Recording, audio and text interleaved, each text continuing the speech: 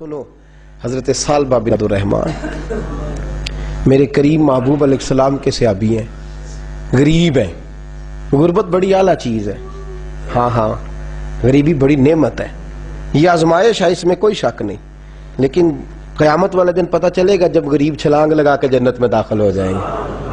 اور امیر تو کھڑے ہیں نا، میرے نبی پاک نے حضرت عبدالرحمن بن عوف کو، حضور صبح صبح اٹھے تو نبی پاک کی آنکھوں میں آنسو تھے، فرمایا میرے عبدالرحمن بن عوف کو بلاؤ۔ حضرت عبدالرحمن بن عوف آئے تو حضور نے سینے سے لگا لیا، نبی پاک کھول کے روئے، یا رسول اللہ حضور کیا ہوا؟ فرمایا عبدالرحمن رات میں نے خواب دیکھی ہے، سارے جنت میں چلے گئے، تو پیچھے رہ گیا ہے، تو پیچھے رہ گیا ہے، میں کھڑا تیرا انتظار کرتا رہا، میں تیرے بغیر جا نہیں سکتا تھا، پھر تو آیا ہے تو تیرا سارا وجود پسینے سے بھیگا ہوا تھا۔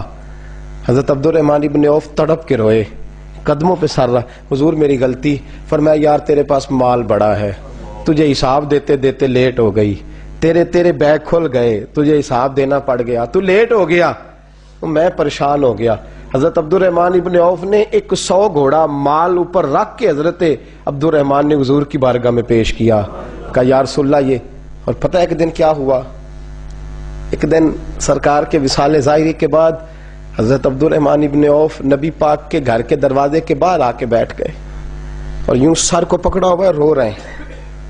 حضرت ام سلمہ حضور کی زوجہ باہر آئیں، کہا بیٹا عبدالرحمن کیا ہوا؟ نے پوچھا کیا ہوا تو اور کھول کے روئے، کہا کیوں روتا ہے؟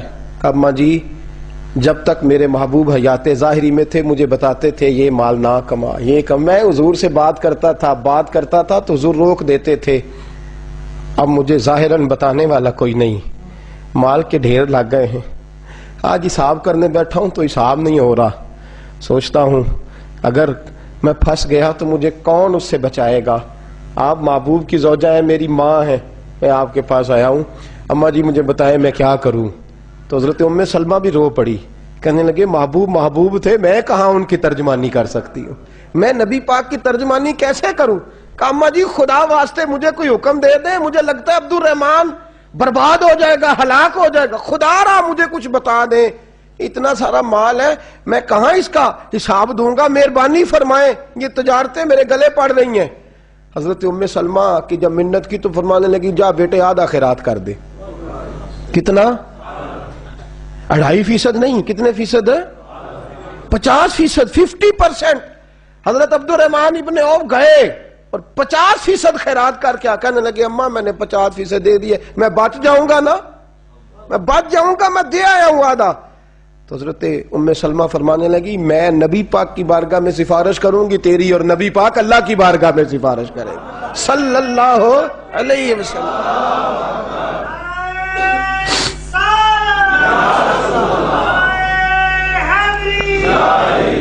حضرت ثعلبہ بن عبدالرحمن حضور دعا کر دیں، غریبی ہے، میرے نبی پاک نے فرمایا تو جس حال میں ہے بہتر ہے، کرتے ہیں حضور نہیں دعا کر دیں، فرمایا تو جس حال میں ہے، تیسری دفعہ پھر آ گئے، حضور نے دعا کر دی، 4 بکریاں تھیں، چند مہینے گزرے، کچھ تجارت شروع کی، چھوٹے موٹا لین دین شروع کیا تو 40 ہو گئیں، کچھ وقت اور گزرا تو ریوڑ بن گیا، پھر گائیں بھی آ گئیں، پھر اونٹ بھی آ گئے، پھر لائنیں لگ گئی، پھر آہستہ آہستہ دل جاگ رہے آپ لوگ، پھر ہر وقت حضور کے قریب بیٹھنے کو دل کرتا تھا، اب لین دین کے معاملات تھے، اب ذرا طبیعت تھوڑی پیچھے ہٹنے لگی، تھوڑا دل پیچھے ہٹنے لگا، پہلے 5 نمازیں مسجد میں، پھر زور اثر کی چھٹی، میری طرف دیکھو اور دیکھو میں کیا عرض کر رہا ہوں، پھر زور اثر گئی، پھر کچھ وقت گزرا تو مغرب بھی گئی، پھر اتنی بڑی حویلی کوئی نہیں، پھر باہر جا کے مدینے سے ڈیرا لگا لیا، جمعے کے جمعے آتے،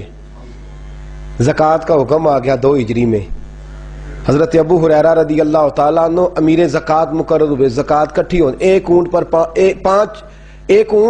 5 اونٹوں پر 1 بکری، یہ زکوٰۃ ٹھہری۔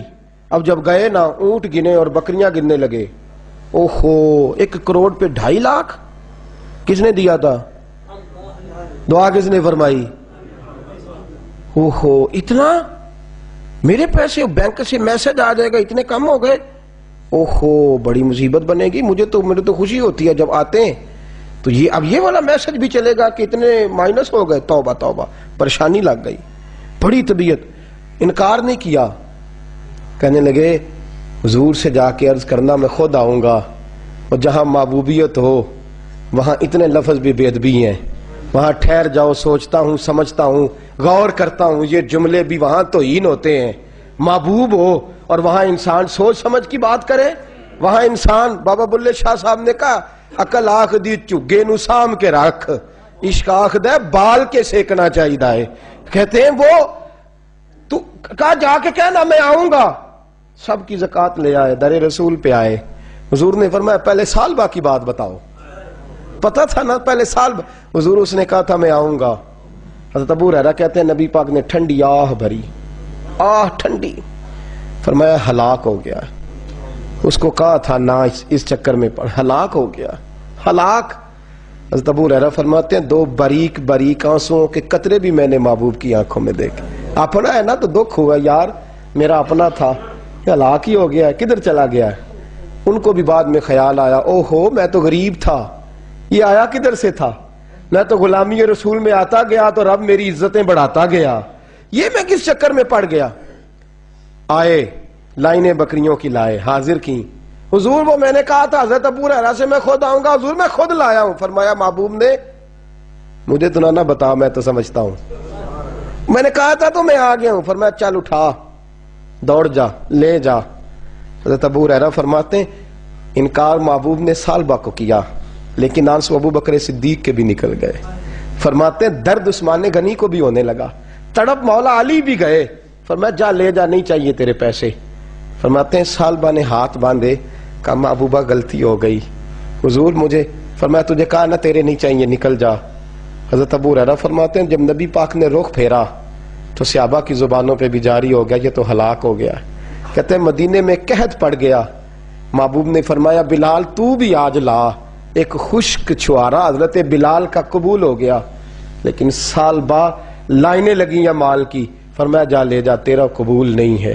فرماتے ہیں تڑپتے رہے ساری زندگی اور مال کو دیکھ دیکھ کے آہیں بھرتے رہے، لیکن کریم نے اس تجارت کو قبول.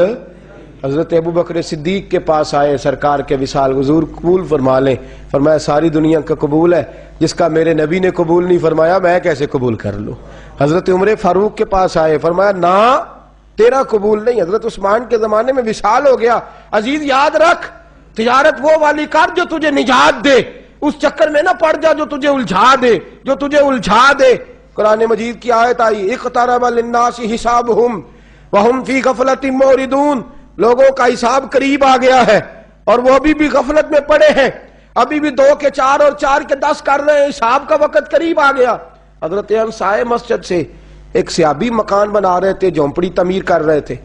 حضرت انس کو پریشان دیکھا، کہنے لگے انس خیر تو ہے، کوئی نئی آیت تو نہیں آئی؟ تو جناب انس کہنے لگے آیت تو آ گئی ہے، رب نے کہہ دیا کہ حساب قریب آ گیا، تیاری کر لو.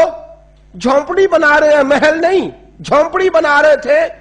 ابھی دیوار کچی مکمل نہیں ہوئی تھی، ہاتھ جھاڑ دیے صحابی نے. ادھر رخ پھیرا تو حضرت انس کہنے لگے کہاں جا رہے ہو؟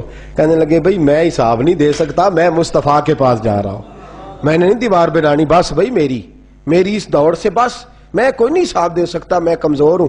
میرے رسول کائنات صلی اللہ تعالی علیہ وسلم نے میرے دوستو تجارت کرو لیکن اس کو عبادت سمجھ کے کرو. اگر تمہیں چوک وہاں دکان پہ بیٹھے خدا بھول جاتا ہے اور سودا کرتے وقت رب رسول کی باتیں تمہیں بھول جاتی ہیں تو پھر تو تم وہاں تم موردون میں ہو، پھر تو تم غافل ہو. اور اگر وہاں بھی تمہیں رب یاد رہتا ہے، میرے رسول کریم صلی اللہ علیہ وسلم نے فرمایا بنی اسرائیل کا تاجر انتقال کر گیا، آج ہماری تجارتوں کا حال. مجھے بتائیں 1 کروڑ کی راس ہے ایک بندے کے پاس، کاروبار ہوتا ہے کہ اس سے کہ نہیں ہو سکتا؟ آپ سیانے تاجر ہے، میں تو نہیں، مجھے بتائیں کروڑ سے ہوتا ہے کہ نہیں؟ تو وہ جو 1 کروڑ اس نے لون لے لیا ہے اور بینک سے، وہ کس لیے لیا ہے بتائیں؟ کیا تماشا لگا ہوا ہے؟ کس چکر میں پڑے ہوئے ہیں؟ سود کا دھندا عروج پہ ہے، ناجائز مال عروج پہ ہے. ہم لوگوں نے ہر آدمی، میں بینک کے ساتھ کاروبار تروڑ مروڑ کے جی میں وہ فتویٰ دیکھا تھا وہ چیز، بھئی بجا جب 1 کروڑ روپے کا تیرے پاس راس تھی تو اس سے کاروبار کر رہا تھا، مانا کیا تھا، ضرورت کیا تھی، حاجت کیا تھی، کون سی بھوک تھی جو تو نے رب رسول کی ریٹ کو ہی چیلنج کر دیا ہے؟ تو سود جیسی لعنت میں گرفتار ہو گیا. میرے نبی کریم صلی اللہ علیہ وسلم نے فرمایا 70 مرتبہ ماں سے زنا کرنے والا برا نہیں، اتنا برا نہیں جتنا ایک لقمہ سود کا لینے والا برا ہے. اتنا سخت حکم قرآن نے بیان، اور قرآن مجید نے کہا اگر سود نہیں چھوڑنا فَأْذَنُوا بِحَرْبٍ مِّنَ اللَّهِ وَرَسُولِهِ، تیاری کر لو، پھر اللہ بھی تم سے جنگ کرے گا، اس کا نبی بھی تم سے جنگ کرے گا، تگڑے ہو جاؤ، تیاری کر لو.